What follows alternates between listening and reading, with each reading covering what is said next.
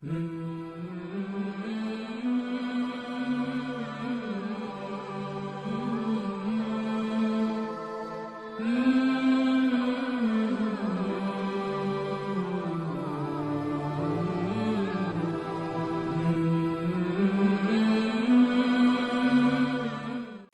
now I'm going to get to probably the most asked question that I've been asked, not just today, not just yesterday, and not just on this Ask Me Anything, and not just on my Instagram.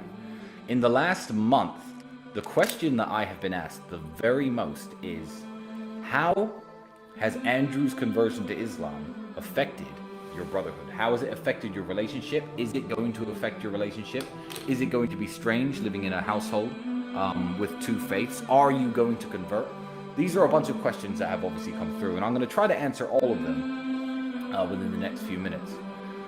So, Andrew's initial point about Islam he was making many months ago, before he officially went loud with his conversion. I knew about his thoughts and the way his heart was leaning for a very long time.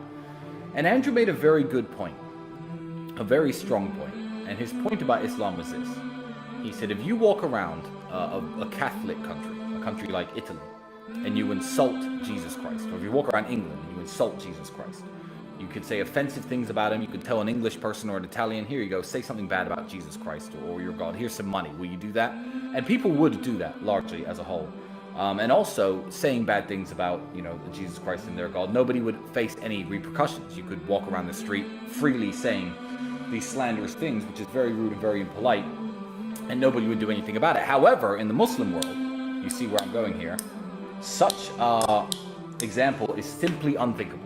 A Muslim would never insult his own prophet. He'd never insult his own God. And that too, if you were in a Muslim country, or even in the presence of Muslim people, and you were to insult their God or their prophet, they would be absolutely furious. Someone might even punch you in the face. And that's very fair enough. But what Andrew failed to mention, which is the point that I think I'm going to raise right here, is there are people in the world who will punch you in the face if you insult Jesus Christ, and if you insult Jesus Christ or the Virgin Mary or anything. And those people are the Muslims.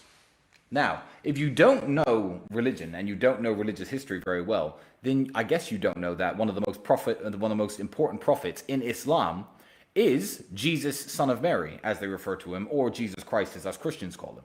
So this, Dubai, the Middle East, the United Arab Emirates, the Muslim world is a part of the world where you could not walk around and freely insult Jesus. So I feel perfectly at home in the Middle East, and I feel perfectly at home living with my brother, who is now a Muslim.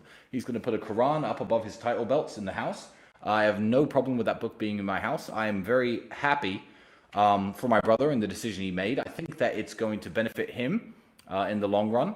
I think that he's a lot happier than I've seen him in a very long time, and good for him.